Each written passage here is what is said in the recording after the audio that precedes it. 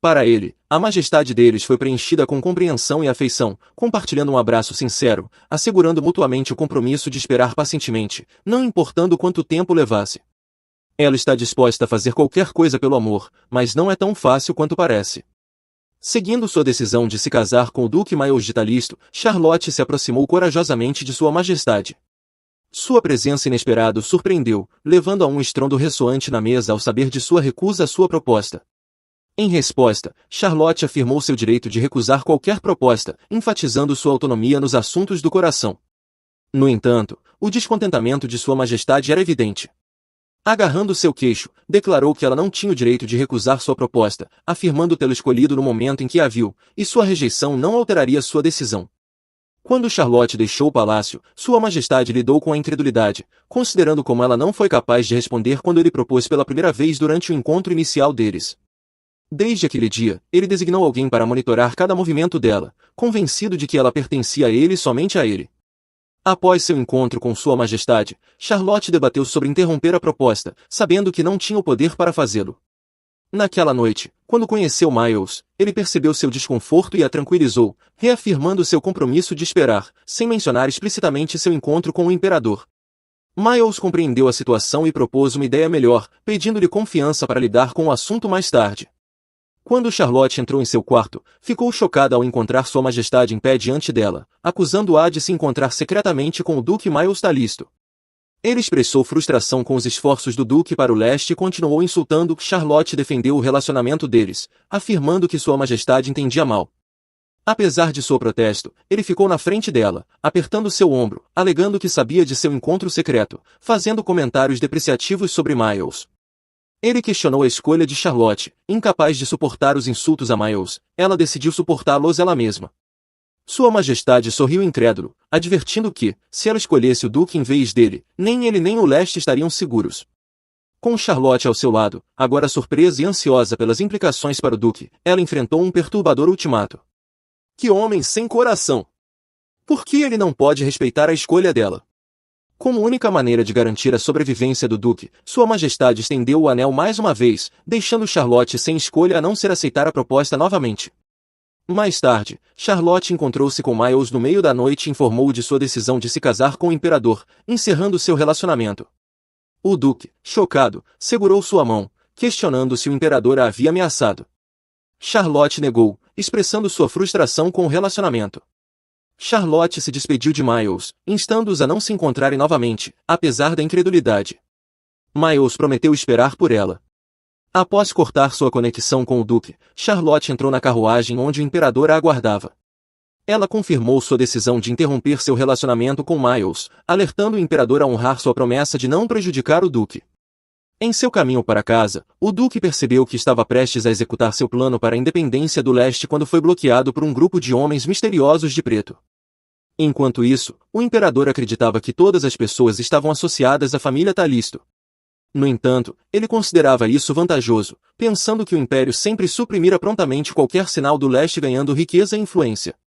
Sem o conhecimento do Duque, o imperador planejara desde o início eliminá-lo.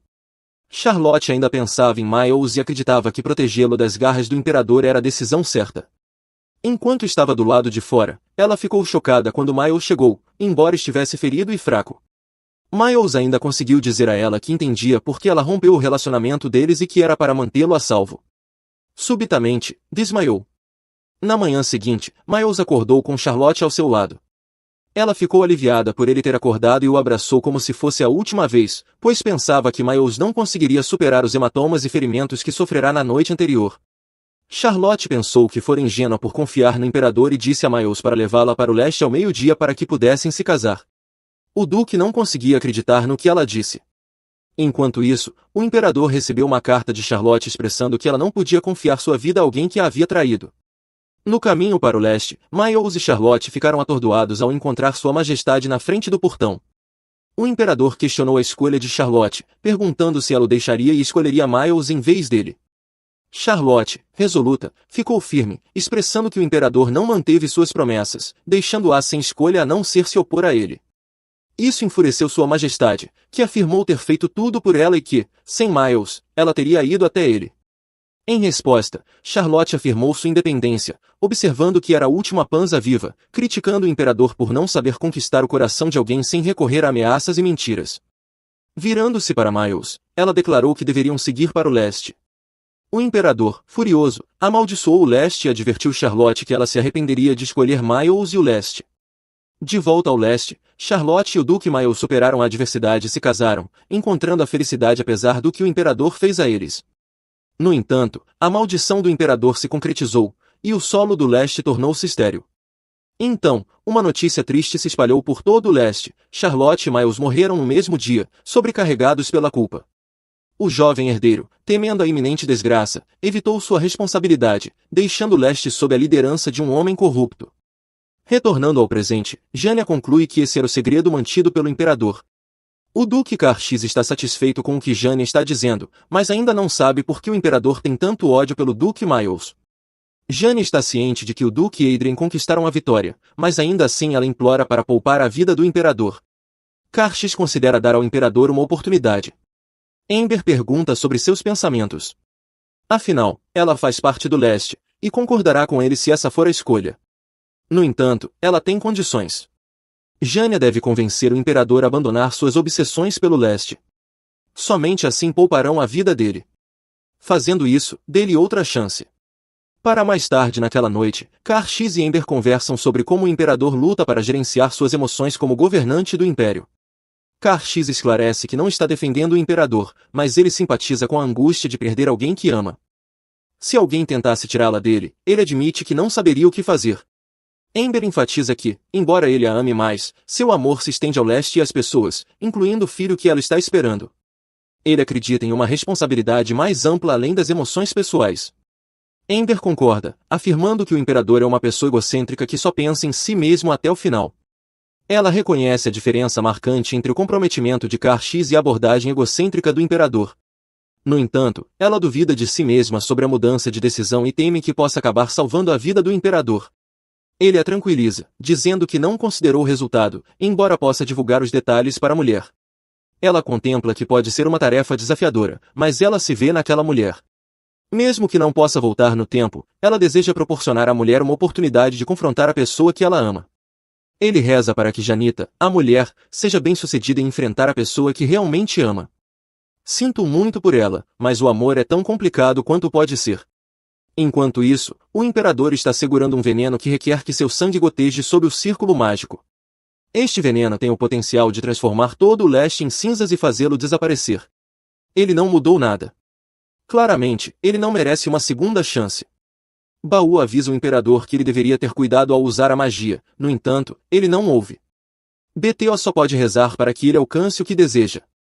Que homem cruel! As pessoas sofreram por muito tempo, e agora ele está fazendo isso de novo. De repente, uma batida na porta o interrompe. É Janita. Ela estava o evitando e fugindo, pois estava convencida de que o resultado seria o mesmo, não importa o que ela dissesse. Mas desta vez é diferente. O imperador pede a Janita que saia se ela for incomodá-la novamente, mas ela fica, esperando que ele a trate gentilmente. Quando ela se casou com ele, ela era impotente, e era apenas um casamento por conveniência. Ainda assim, seu olhar gélido sempre acabava machucando-a. Ele assume que ela quer algo mais, considerando que já deu a ela um filho. Ela menciona querer algo mais, mas luta para articular isso. Apesar de seu casamento político, ela sente o profundo amor e atenção dele direcionados a outro lugar. Compreendendo a dor de um coração partido depois de décadas de senti-lo ela mesma, ela tenta se comunicar com ele. No entanto, ele rejeita quaisquer palavras dela, expressando repulsa por sua expressão aparentemente compreensiva. Ela implora para que ele desista do leste e apenas lhes dê o que eles querem, mas ele parece não compreender suas intenções. Ele acredita que Adrien a convenceu a falar com ele ou com o Stalisto, mas ele estava errado. Em sua defesa, o que ela sentiu foi amor, em vez de piedade. Mesmo que ela o ame verdadeiramente, ele não acredita nisso. Para ele, o amor é insignificante e sem valor. O amor trará uma maldição. Incapaz de suportar mais, Janita se ajoelha no chão com frustração e arrependimento. Ela não se arrepende de amá-lo, mas se arrepende de ter se dedicado a amá-lo. Lágrimas começam a cair de seus olhos, enquanto ela afirma que não é diferente de Amer, a imperatriz, quando se apaixona. Por outro lado, Adrien pergunta à avó se ela foi quem inspirou sua mãe a agir. No entanto, isso não muda nada. Seu pai não é esse tipo de pessoa. Ele não está totalmente errado, no entanto, como discutido, será mais simples tirar a vida dele do que mudar a mente do imperador. E assim, Adrien ordena que os cavaleiros sejam convocados a tempo para a audiência do Estalisto em 2 dias e estejam preparados para uma operação completa. Ele vai matar seu pai? O pai de Amber recebe uma carta de Adrien afirmando que as preparações foram feitas para o dia seguinte. O que acontecerá amanhã, de qualquer forma? Vamos descobrir. Karchis percebe que ela está preocupada, e seria uma mentira se ela dissesse que está bem, quando, na verdade, ela está preocupada com o futuro deles. No entanto, ele a tranquiliza, dizendo que há apenas um futuro à frente deles, passar seus dias felizes em um leste completamente transformado. No entanto, Amber não consegue esquecer o passado. Ela não consegue imaginar um leste pacífico, livre do Império. Seus pensamentos se fixam nas experiências da guerra. Apesar do medo do Imperador e do destino do leste, esse medo a capacita a enfrentá-lo de frente desta vez. Karchis diz a ela que mesmo que a decisão do Imperador vá contra seus desejos, eles podem seguir o que foi planejado. Amber acredita nele, pensando que ele é uma incrível consequência de sua nova escolha. Depois de tudo isso acabar, Amber tem algo a dizer a Karchis. Pode ser uma história chata e longa, mas ele não se importa, desde que seja ela contando a história. Amber sela isso com um beijo na bochecha. No dia seguinte, Karchis e Amber chegam ao Palácio Imperial. Por outro lado, o Duque Karchis vai ao quarto do Imperador. O Imperador pergunta por que ele solicitou uma audiência, talvez o título de Marquês que ele deu não tenha sido suficiente e ele estava pensando em devolvê-lo. O Duque se ajoelha, implorando pela independência do leste. O Imperador não pode acreditar no que ele está pedindo. Portanto, o Duque acrescenta que a propriedade Talisto deve se tornar um ducado independente por um longo tempo. O tratamento do leste tem sido difícil de acreditar, considerando a seca severa e a devastação, mesmo quando seu povo estava morrendo de fome. No entanto, a duquesa permaneceu leal ao Império, apesar do Império fechar os olhos. O Talisto permanece leal. O Duque enfatiza que não podem mais ser leais à família real. Ele se levanta, apresentando um papel com as assinaturas de nobres e permissões de reinos vizinhos apoiando o Ducado Talisto. Isso significa que o leste não estará mais à mercê do Império. Algum tempo antes de o Duque entrar no quarto do Imperador, ele foi avisado para ter cuidado.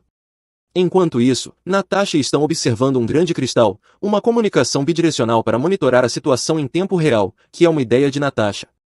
Que ideia brilhante, Natasha! Natasha de repente se pergunta se o Duque poderia persuadir o Imperador. Amber não diz nada, duvidando obviamente da capacidade do Duque de persuadir o Imperador. Amber olha para o cristal, tentando descobrir se o Imperador foi convencido. Por outro lado, o Imperador lembra-se do pedido de Jean para libertar o leste. O Imperador apenas ri disso. Engraçado como ele riu disso. Que vergonha! O Imperador então dá permissão, mas alguns guerreiros avançam à frente dele, suas espadas cerradas contra as mandíbulas. Se o Duque conseguir escapar vivo, ele pode ter o leste. A história se repete? Uma fumaça negra estala por todo o ducado. Como se houvesse magia negra liberada pelo Imperador, enquanto seus homens correm em direção ao Duque. Enquanto isso, do lado de fora do quarto do Imperador, ao olhar para o cristal, um jovem está confuso. Ele não sabe quem são aqueles homens no quarto do Imperador e se os cavaleiros do Palácio Imperial se juntaram a eles. Um homem idoso, barbudo, diz que era o Esquadrão Noturno do Norte. Ele não consegue acreditar que o Imperador deixou esses bandidos da fronteira entrarem no Palácio Imperial. Sério, pare com sua decepção. Enquanto isso, o Duque continua a lutar contra o Esquadrão Noturno do Norte. Mesmo quando está lutando, esse homem ainda tem uma boa aparência. Ao ver a mão do Duque com uma espada, o Imperador entende suas intenções de matar o Imperador. O Imperador pega uma espada e se lança em direção ao Duque, pronto para pôr fim à linhagem enganadora do Duque. Surpreendentemente, o Duque tem uma força que o Imperador não pode acreditar. Por outro lado, os cavaleiros ainda estão esperando do lado de fora do quarto do Imperador. Eles discutem sobre o mágico que criou o veneno para o Imperador, mas a duquesa já ganhou a confiança do mágico. Nesse caso, se a barreira permanecer, eles não podem invadir e ajudar o Duque contra o Imperador. Amber não suporta mais. Ela chora enquanto olha para o marido lutando pela vida contra o Imperador. Ela pede a Natasha para teleportá-los para a localização atual de Karchis, mas Natasha responde que não está funcionando e acredita que eles colocaram uma barreira única, que concede uma aura apenas a indivíduos específicos. Natasha se pergunta onde ela encontrou o equipamento mágico, um artefato antigo que é uma ferramenta encantada feita de magia arcaica. Baú reflete consigo mesmo: espere, não foi ele quem deu o veneno para o imperador? Alguém com habilidades divinas é o único que pode romper a barreira. Amber percebe que a viagem no tempo pode ser potencialmente obra de um ser com habilidades divinas. Antes de sua viagem no tempo, ela então olha para a mão, se perguntando por que não pensou nisso antes. Espadas estão balançando enquanto Engano e Duque Karshi se envolvem em combate. A espada do Duque cai no chão e, assim que ele está prestes a alcançá-la, Engano se posiciona na frente, pronto para atacar o Duque.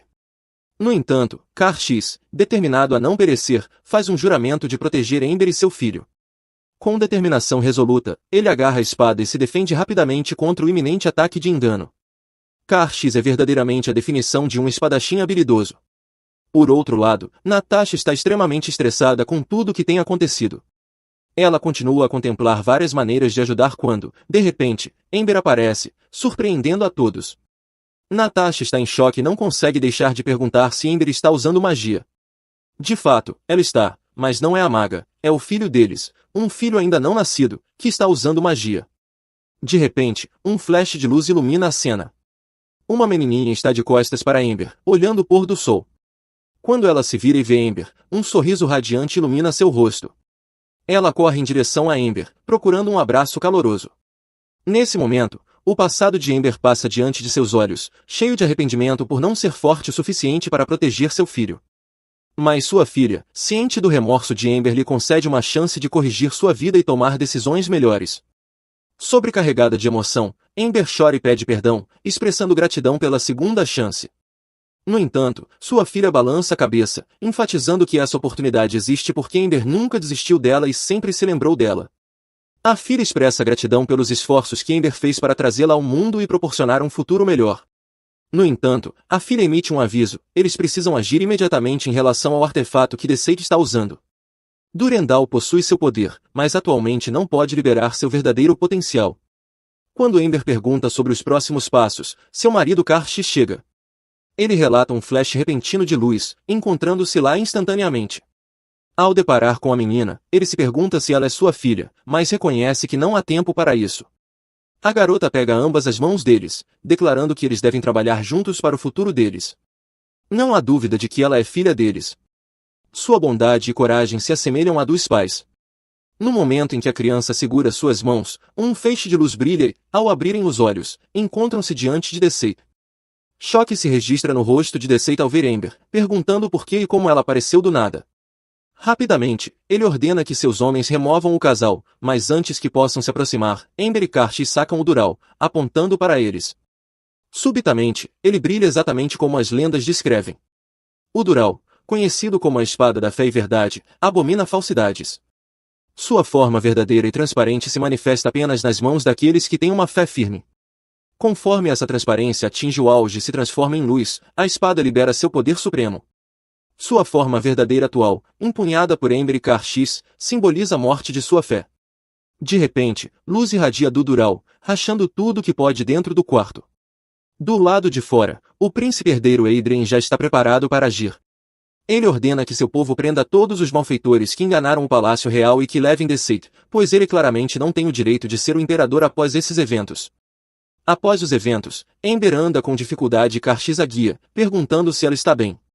Ela o tranquiliza, atribuindo sua força ao filho deles durante esse momento difícil. Refletindo sobre o momento em que conheceram seu filho, eles não podem deixar de sorrir com quanto ela é adorável e corajosa. Subitamente, Amber avista Deceit entrando em um quarto. Eles o seguem apressadamente para determinar seu destino e garantir que ele não escape. Ao entrar, o casal fica chocado ao testemunhar Deceit entoando um feitiço enquanto um círculo mágico ilumina o chão. Karshi sente que ele pretende usar veneno novamente, e ele está absolutamente certo. No entanto, desta vez o veneno é diferente. Será fatal para quem o respirar. Amber nota que a esposa do imperador está escondida pela porta, causando preocupação. Se ele realizar seu plano, não afetará apenas ele, a cidade inteira e sua infeliz esposa também sofrerão. Amber tenta argumentar com ele, mas seu coração está tão duro quanto uma pedra, consumido por raiva e tolice, especialmente quando fala sobre si mesmo no trono, alegando que nasceu para isso e expressando dificuldade em tolerar aqueles que buscam sucesso. Este homem nem sequer está arrependido de suas ações. Suas memórias passadas ressurgem, retratando uma cena em que ele recebeu um golpe significativo por permitir que o filho do Duque o ultrapassasse. Uma presença sinistra que continua a aprisionar seu eu presente. Nesse momento, ele resolve eliminar qualquer um que tente tomar o que ele acredita ser legitimamente seu, e pretende fazer isso pessoalmente. De repente, ele fere suas mãos, deixando sangue cair no círculo mágico no chão, ativando o feitiço. Essa magia desintegrará qualquer um que pise no solo do leste, transformando-os em cinzas. Ele é horrivelmente malvado. De repente, a cena muda. Deceito está prestes a atacar o Duque Karxis, mas ele para, incapaz de processar o que está acontecendo. Ele tosse, e o sangue começa a escorrer de sua boca. Ember se aproxima dele, aconselhando que ele deveria ter deixado sua fixação para trás. Deceito se torna vítima de sua própria armadilha, sofrendo com o veneno que ele lançou no leste. Com sua morte, o povo do leste não enfrentará mais danos. Ele sozinho suporta as consequências de suas ações. O karma realmente funciona com ele. De repente, a Imperatriz corre e se ajoelha diante de Ember, suplicando por perdão e pedindo para poupar a vida de Deceito. Ela promete colocar tudo em ordem e ficar ao lado do leste se poupar em sua vida. O coração de Ember se suaviza, e em sua mente, ela pergunta a seu filho se sabe como neutralizar o veneno. Ember está sendo muito condescendente com ele. De repente, ela pega Durendal emprestado e o aponta para Deceito, fazendo-o prometer renunciar ao trono e nunca mais incomodar o leste. A magia de Durendal, a espada da verdade, tem o poder de manter vivas as promessas enquanto ele as cumprir. A Imperatriz apenas pede que ele desista e ficará vivo. Mas Deceito apenas sorri debochadamente e cospe na espada, achando que é tudo bobagem e que preferiria morrer. Ele mantém sua decisão de que não está errado. Ele tosse mais sangue, e no último momento de sua vida, ainda diz que ver as pessoas sofrerem é bastante divertido para ele. Que tolo é o homem que não sabe como se arrepender. Ele é tão malévolo. Como ele pode aproveitar o sofrimento dos outros? Ele é um masoquista? Quando Ember retorna ao palácio, Natasha a cumprimenta calorosamente. Elas conversam sobre o filho ainda não nascido de Ember, e Natasha, que já tem suspeitas, fica espantada ao descobrir que o filho de Ember pode ser o mágico. Natasha especula que o filho de Ember pode até superar o mágico lendário, conhecido por usar magia após o nascimento e criar a torre mágica. Isso não é nada comparado ao filho não nascido de Ember, que já exibe habilidades mágicas e até consegue retroceder o tempo. No entanto, antes que possam aprofundar a discussão, Ember interrompe Natasha, incapaz de revelar tudo ao Duque neste momento. Enquanto Natasha se prepara para sair, ela se aproxima e abraça Ember, expressando sua admiração pelas realizações de Ember. De repente, o Duque Karxis chega, instando Ember a descansar, apesar de estar coberto de sangue. Ember se oferece para ajudá-lo a se limpar e sugere que compartilhem um jantar caloroso depois de tudo o que aconteceu. Ember tem algo importante para confessar. Logo após o jantar, eles se retiram para o quarto. Karxis fica comovido ao ver Ember comendo felicemente. De repente, Ember sente a mão quente de Karxis acariciando suas bochechas. Com uma expressão gentil, ele transmite que está pronto para ouvir o que ela tem a dizer. A expressão de Ember muda, incerta de como Karxis reagirá, mas ela resolve ser honesta com ele. Ela revela que esta é na verdade a sua segunda vida. Karxis fica chocado, incitando Ember a elaborar. Ela descreve sua vida anterior com ele, onde não sabia ou fazia nada, apenas esperava que ele anotasse, até o momento em que o Imperador Deceito a matou. Ember lamenta tudo de sua vida passada, especialmente o dia em que foi morta, e acredita que sua segunda chance é resultado desse arrependimento. Após o incidente, ela achou que tinha morrido, mas se viu de volta ao passado no dia de seu casamento. Ao olhar para o marido, ela nota sua reação chocada, mãos cobrindo a boca. Ela reconhece a dificuldade de acreditar em sua história, mas enfatiza a vivacidade de suas memórias, descartando-as como mais do que meros sonhos. A revelação ganha confirmação adicional quando veem o filho deles juntos. Ember se sente culpada por não ter compartilhado essa informação mais cedo, por falta de resolução para fazê-lo. No entanto, Karxis desaba chorando, questionando por que falhou em protegê-la. Ele também enfrentou uma situação terrível e teve que proteger o leste do cruel imperador. Karxis segura a mão de Ember, pedindo desculpas por suas falhas e expressando gratidão por sua compreensão e presença contínua no leste. Apesar de sua garantia, Ember permanece sobrecarregada pela culpa, revelando que o conhecimento que compartilhou não era inteiramente dela, mas de sua vida passada. Karxis discorda, afirmando que Ember não deveria se sentir culpada, pois poderia ter fugido, mas escolheu não o fazer. Ele a respeita por tê-lo salvado, e por isso, ela tem sua mais profunda admiração. Após essa troca emocional, eles se envolvem em uma conversa significativa enquanto estão nos braços um do outro, culminando em uma noite de intimidade. Naquela noite, Karshi sonha com o passado, onde Amber pergunta por que ele a está protegendo. O sonho se desenrola com vislumbres de tortura e abuso, uma cena em que Deceit zomba de Karshi por proteger sua esposa e, finalmente, o mata. Karshi acorda com lágrimas escorrendo pelo rosto. Seria essa a vida passada que Amber mencionou? Se sim, ele acredita ser a pessoa mais horrível. Seria ele capaz de fazer o que Amber fez se tivesse uma segunda chance? Ele não acha que sim, nem em 1 milhão de anos. Amber percebe que Karshi está acordando e ele compartilha o sonho angustiante. Ela o conforta, assegurando-lhe que foi apenas um sonho, e o abraça forte. 5 meses depois, o casal recebe um convite do príncipe herdeiro para sua coroação final. É um pedido inesperado para sua coroação ocorrendo muito mais cedo do que o previsto, dado seu recente status como príncipe herdeiro por apenas um mês. Apesar da pressa, Karshi está um pouco animado com a perspectiva de um novo imperador e se pergunta sobre o futuro. De repente, Natasha revela que também recebeu um convite, no entanto, ela não parece satisfeita com isso, achando mais um incômodo. Amber percebe a reação de Natasha tão marcante quanto a de Amber. Os olhos de Amber caem no colar de Natasha, e ela percebe que ele está tremendo persistentemente. Natasha ignora, mas as vibrações se intensificam até que Natasha retira o colar e o coloca na mesa. Neste momento, Bardo aparece e cumprimenta Amber, perguntando sobre o bebê e seu possível nome, que ainda não decidiram. De repente, ele pergunta se eles coordenaram com a Torre Mágica. O humor de Amber muda abruptamente, pois ela não tem a intenção de enviar sua filha para a Torre Mágica. Se a filha escolher ir, deve ser porque ela quer, não por causa de Amber. Apesar da tentativa de Bardo de discutir o assunto, Natasha intervém, segurando o colar e negando a Betel qualquer chance de pressionar a questão. Amber realmente não falha em considerar os direitos de sua filha o tempo todo. No meio da discussão, Karshi se desculpa, afirmando que precisa comparecer a alguns eventos sociais. Ele está impecavelmente vestido, pretendendo transmitir aos outros que a família real e Riarte estão alinhados. Segundo Amber, isso é para demonstrar a força da casa de Riarte e dissipar quaisquer dúvidas persistentes. Bem, é verdade que a aparência realmente impressiona as pessoas.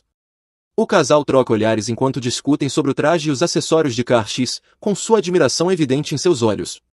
De repente, Natasha se desculpa, pedindo a Amber que transmita que ela não poderá comparecer à coroação. Karshi olha para Amber com preocupação, perguntando se ela planeja ir. Apesar da preocupação de Karshi, Amber o tranquiliza, afirmando que comparecerá, reconhecendo que recusar seria indelicado. Karshi expressa sua preocupação mais uma vez, instando Amber a não ir se isso for difícil para ela, mas ela o assegura de que ficará bem. Desde que compartilhou seu passado com ele, muitas coisas mudaram, mas esta oportunidade trouxe a ela uma felicidade simples e duradoura. A conexão que existia desde o início entre ela e Karshi permanece, e ela está confiante de que essa felicidade continuará durante a coroação. De repente, Adrien anuncia uma revelação. A seca em curso, anteriormente considerada um fenômeno natural, é exposta como um veneno fabricado pelo ex-imperador Deceit. A família real do Império deve ao leste uma grande dívida, comprometendo-se a pagar essa dívida e construir um novo império. Os planos do novo imperador para o reino emocionam as pessoas, e sorrisos iluminam seus rostos. Finalmente, as pessoas podem retornar às suas terras, ao leste. Este é o tipo de imperador que as pessoas merecem. Parece que teremos grandes expectativas para o novo imperador daqui para frente. O dia finalmente chega quando Amber dá à luz uma menina saudável.